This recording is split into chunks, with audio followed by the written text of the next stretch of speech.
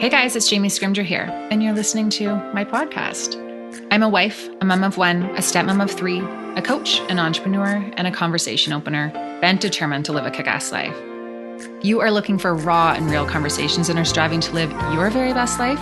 You are listening to the right podcast. Life can be hard, really, really hard. But I believe that it's possible to thrive amongst the tough stuff. In fact, I'm grateful for all life's challenges. I really, really am, because I really believe that overcoming the tough stuff makes life that much better. Each week, I am going to bring you tips and strategies and mindset shifts that will inspire you to live your own version of kick-ass life, while bringing you along as I create my own. Let's dive in.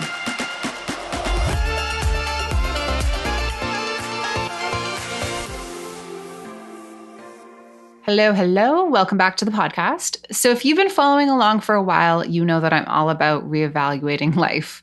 I am all about asking myself, am I showing up as the person I want to be? How do I feel right now? Is this working? What can I do better? What do I need to declutter? Where do I need to pivot? And in today's episode, we're going to talk about just that. Today's guest is one of my favorites from Instagram, Lauren McPhillips of This Renegade Love. She is the queen of pivoting. She's all about following her gut, doing what feels right, and not living life according to other people's rules, which, as you know, resonates with me in a big way. So in this episode, we talk about pivoting and the importance of knowing when to pivot, how to do it, what you need to consider, and why you shouldn't be afraid to make change if something does not feel right. We also dive into the pressure that comes with being a blogger, an online coach, a digital entrepreneur, all things highlight reels of Instagram, and well, all of the BS that happens behind the scenes. But this episode is not just for the bloggers and online coaches and the digital entrepreneurs. There is something in this episode for everyone because, I think at some point in everyone's life, they have to consider whether it's time to make a pivot. So have a listen. Be sure to let us know what you think. You can come find us on Instagram at Jamie Scrimger and at This Renegade Love. Share this episode with someone who needs to hear it. And yeah, let's dive in.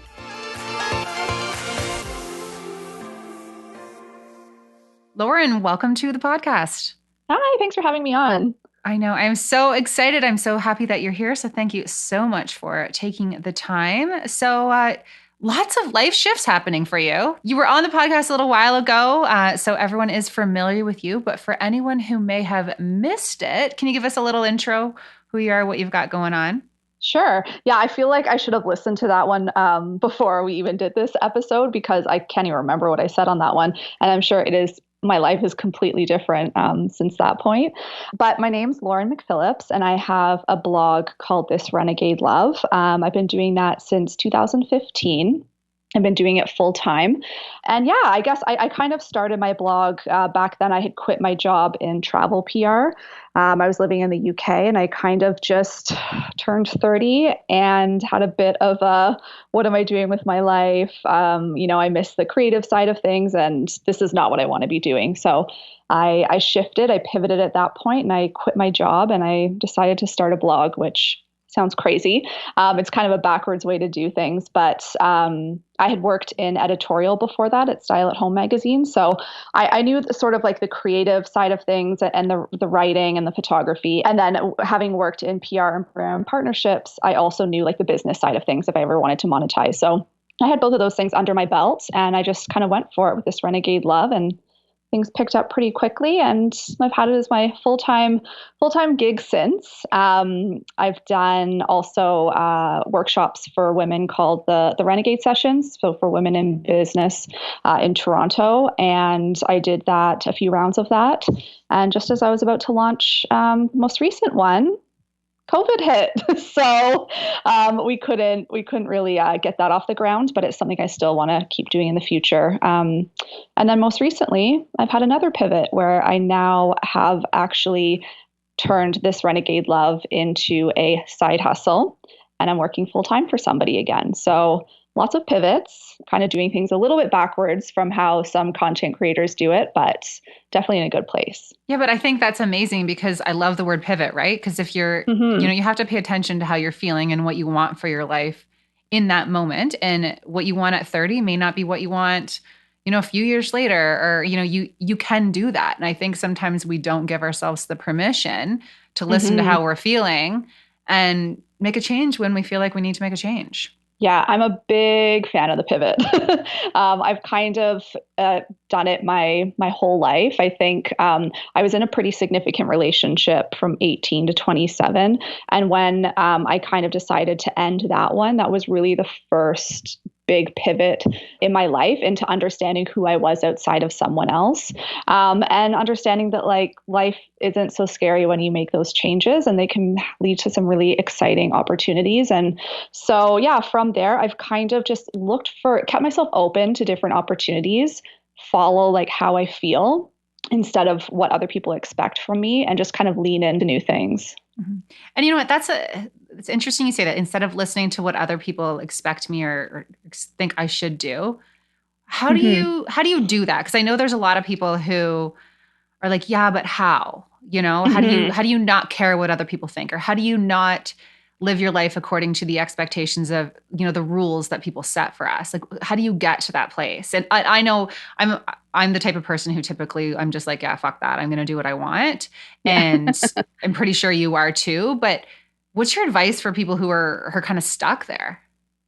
Yeah, I think I mean, really what it comes down to, it's you have to believe like in your gut, and it takes time. Like once you do it once, and once you kind of like make a leap into sort of scary or uncharted or unknown territory that isn't comfortable, once you do it and you realize like, oh, okay, this is fine. And like I've survived, and also things aren't forever.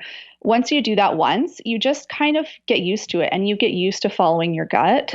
But I don't know. I've never been someone who has really cared so much about what other people think about me. I think also when I turned 30, I just like really stopped giving a shit altogether. But yeah, it's a hard one to give, I guess, advice on. You just have to, like, your life is short. Why do things that are dictated by somebody else, especially if it's not making you happy? And I think that when it comes to pivoting as well, even if you're not in the position to like move forward, so like for example, like a lot of people who maybe they really want to, follow their passion and start their own business, and they're really unhappy being in the position they are. Maybe they work for someone else, they're working a 9 to 5, and they're not happy with that. I think that even if you're not in the position to like financially to move forward, at least do something. So create a Mm-hmm. plan, like at least, but any sort of step forward or even a step backwards is better than staying unhappy with what you're doing. So I think I've kind of also pivoted from your original question, but in terms of not caring what people think, it's your life. And if you're going to do something just to make somebody else happy, but it makes you unhappy, like that just doesn't make sense to me. So, That's not fair to anyone, really, because then they don't get the yeah. best version of you. Yeah. Now, what made you want to take this transition then? Like, let's talk about this pivot. Hmm. Yeah. So I had kind of like, this was before COVID. So it was at the beginning of this year. I was just not, again, I was just things like I just wasn't happy with what I was doing. It wasn't fulfilling me anymore in the same way that it did. And I knew that, doing, having my blog and having this renegade love, like being a blogger is not a lifetime gig for, I'd say, the majority of people. But it really, the business side of it and how I was making money and working for brands, it wasn't fulfilling to me anymore. It wasn't fulfilling to me creatively. And my husband and I had moved to Prince Edward County the year before, and that has had a significant shift in my perspective about life and what I want from life and what makes me happy. And the kind of hustle and the kind of lifestyle that I was living, it just wasn't appealing to me anymore. And so I really, since moving to the country, have really focused on like quality of life, and really I was kind of looking at, I don't want to be on all the time. It was just like everything was making me so tense that I was just like, Mm-hmm. I don't want to do this anymore. And I don't want irregular paychecks. I want to have a lifestyle where my job isn't my entire life, and where it actually allows me to live the life that I want, where it like financially keeps me stable. I'm not thinking about, the hustle and like always, pushing a business forward. And I just kind of wanted to make this renegade love fun again. I'm like at the core of me, I'm a creative person. And I think that once you make something your business, you lose that like real deep creative spark within you, because everything then becomes driven by having to pay the bills. So I just kind of wanted to like shift back to that. And the opportunity that came up was perfect. So it just kind of worked out. I love that. And I love that you are openly talking about that because I think that there's a lot of misconception about what it is like to run your own digital business or be a blogger. I don't even like know what I am. You're on social media, you're showing up. You are never off. Like you're Mm-hmm. constantly thinking. And you're so right. It starts as this hobby and you're like, I just love it so much. And you have such a passion and such a drive. And then all the responsibilities come in. And then, yeah, you have the brands who won't pay you. And I think people don't even see that. They don't realize that like brands sometimes can take months and months to pay you for Mm-hmm. like that never happens in any other industry. And it becomes all of a sudden so stressful. And you're like, oh, this is not this is not what I thought it was going to be. 100%. And I actually just like kind of shared that on my Instagram stories how, like, this year, and it has nothing to do with COVID, but this year, over 80% of my clients are overdue with payments. And so it puts you in an uncomfortable situation as well, where you're like, hey, can you pay me? Like, can you like give me money? And so having to constantly follow up with them, and a lot of them just don't give a shit. And it's like the big agencies, and it's frustrating. It's disrespectful. And after a while, when it happens again and again and again, it's just not worth it. And it puts a bad taste in my mouth. And I just didn't want to do that anymore. And so, yeah, there's definitely a lot with, having the online business. People think it's like, oh, you get to work from home and everything's so pretty, and it just must be easy, especially if you have like a significant following. But it's a hustle and it's a grind, and it's also, your life is very public, so you kind of have to deal with that as well. But yeah, it wasn't. I wanted to shift and pivot the way that I was doing this Renegade Love. I'll always, kind of want to have that because I do love it, and I do love having that space in the community. But just the way that I was doing it, I really just wanted to pivot that. Yeah, no, and I think that it's so important to just listen. What you want at one point in your life is maybe not what you want later on. Now, Hmm. let's talk about running these online platforms and this online businesses, sharing your life online. What do you think that it does to people's mental health? Like, because I know for me, there's times when I think maybe my anxiety is impacted even more or is affecting me even more because of being online and just kind of the pressure to show up and the pressure to please and all the things. Like, do you think have you seen a change in your mental health and a change in the way you cope and the way you feel? Like, any thoughts on that? Yeah, I mean, like I said, I've been doing this for 5 years, so I've gone through like all different elements of it. And a lot of it for me has been understanding how it impacts and being able to recognize when it's having a negative impact on my mental health. And so, like a few years ago, I started taking regular Instagram breaks when I kind of felt that my anxiety was ramping up, and I was comparing myself or anything like that. And so those breaks, and like they've been for months at a time. And I just schedule them and make sure I don't have and like all my work is wrapped up before that. And I just use it to like disconnect and to again tap into like my creativity so that it's not being impacted by anyone else or what I see anyone else doing. But I really do. I think anything, especially if you have it as a job, whether you're, a coach and you're selling services, or whether you're a blogger and you have brand partnerships, I think any time when the value of your work and what you share is determined by likes and by someone else's approval of what you're doing, I think it will always impact your mental health. Anything that Hmm. you kind of rely on, like that validation from other people, will always, like, if you put up a branded post and it tanks, then you feel like crap because the client was expecting something different, or you're wondering, do people not like what I do anymore? There's just so many elements to it, and you're constantly second guessing yourself. So I think it's really, really important to take those breaks, to understand the space and the impact that it can have, and to really understand how it impacts how you feel and how you create as well. Because you're looking at people post and they're like, oh, I just had this 7-figure launch, or now like the numbers just keep getting Hmm. higher. It's like a 7-figure launch, an 8-figure launch, or this is my 6-figure business, and all of that. And like people are just throwing around these numbers and this, the highlight reel, and it's Hmm. some of it's total bullshit too. Yeah. Like you see I was people who just are gonna say. like, you know, I just saw a post of someone saying they have an international best-selling book. Well, they just self-published it themselves. It hasn't been released, and I think it's on Amazon. Like, please Mhm. tell me how that's an international best-selling book, right? Like, there's no you're seeing all these things that maybe aren't even true. People are not even portraying the truth about their success. And then you're sitting there being like, oh, well, my last Instagram post just shit the bed. Like, now I feel bad Exactly. about myself. I absolutely agree with you. And I think, anyone, it's the internet. So anyone can really say whatever they want. And I think there's tons, especially like in the coaching world.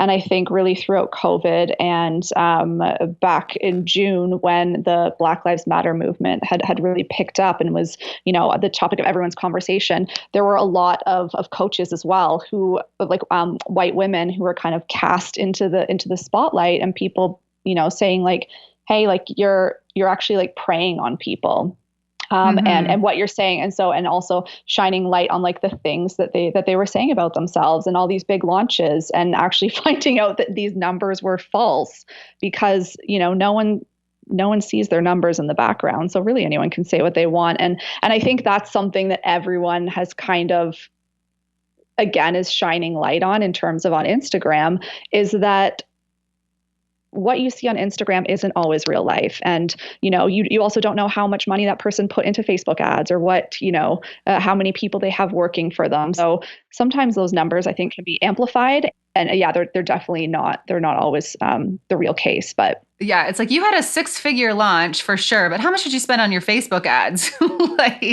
100%. Yeah. What are your overhead costs and that kind of thing? And also, is that like sustainable? Like, so yeah, I think it's just, when you look at Instagram, when you look at any form of social media, is just really the understanding that it is a highlight reel, and also that sometimes that highlight isn't actually real. So it's really about just focusing on what you're doing and how you can kind of build the best community and stay true to what you do. yeah, and even doing that is hard because I know you and I both Hmm. are like really try to be real and authentic and, talk about your struggles. And even the people who are trying to showcase, the nitty-gritty of life, it Hmm. still is a highlight reel too, right? Like that's the highlight Yeah. of the nitty-gritty.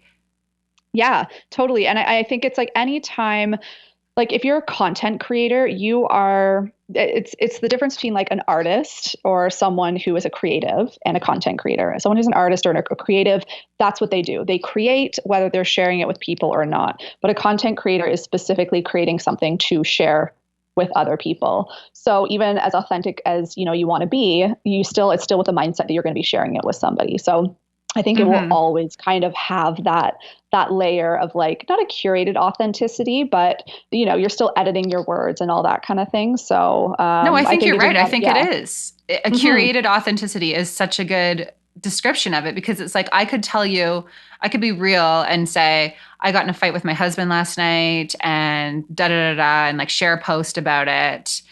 But Hmm. I've come through it and I'm reflecting on it. Like I'm not sharing it in Hmm. the moment. And I'm putting a spin on it because I'm not dealing with it in that moment anymore, right? Like you're still Hmm. curating it. You're still putting it together. Yeah. So, yeah, I think it's just, I don't know, you're really real. I'm really real. But I think it's important even that people understand our real isn't even as real as we want it to be, if that makes sense. Exactly. Yeah. Yeah. It's exactly like you said. Unless it's filmed real time and like a live moment, then it's like it's a curated authenticity. Yeah. Yeah. So, a question for you about let's talk about pivoting again. What is your advice for someone who's feeling just super uncomfortable? I know you talked about like just do something, step forward, step backwards, but what is that feeling? Because I think that, people can sometimes confuse that, you're sitting in the moment and you're feeling like, oh, I don't really like my job right now, but we all have our days where we're just not feeling Hmm. it. What is the difference between just having, the ebbs and flows of life and needing a pivot? Like, how do people know the difference? Hmm. I think it's like for me, it's always been if it's something that's consistent and if I have tried to make changes in the current state that I'm in. So let's say like it's your job or whatever. Like with this Renegade Love, I've been trying to, I'm like, okay, well, maybe if I try doing this thing different or this thing different, and you try different sort of formulas or different paths within what you're already doing, and it still just doesn't feel right, then like it might be time for a pivot and it might be time to try something new.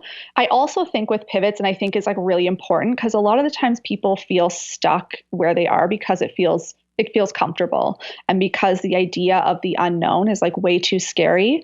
And people also think that if they change what they're doing now and try something else, that it's forever. Like that's all. Like my husband's kind of dealing with that right now, where, it's like, okay, my next step, like it better be, this has to be the thing I'm going to do for the rest of my life. And it's not the case at all.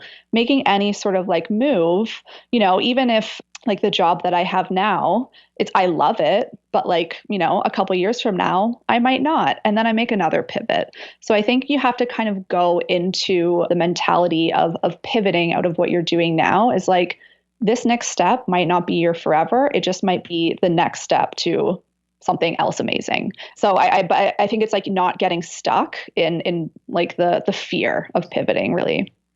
Because things have changed. You don't just have, now we don't have jobs forever. Like, Hmm. back in the day, I think, even my dad, and he's talking about like, what are you going to do when you grow up? It's like, this is going to be your career. This is what you're going to do. And that's not how life is anymore. Like, you have to ask yourself if you want to make a change. Okay, well, what if this doesn't work out? What will happen? Okay, then Yeah. what will I do? Okay, I'll still be okay. Yeah. Like worst case scenario, like what do you have to lose if you're feeling uncomfortable and shitty in your life? Yeah, at least you're moving, at least you're doing like something to get out of the shitty position that you're in.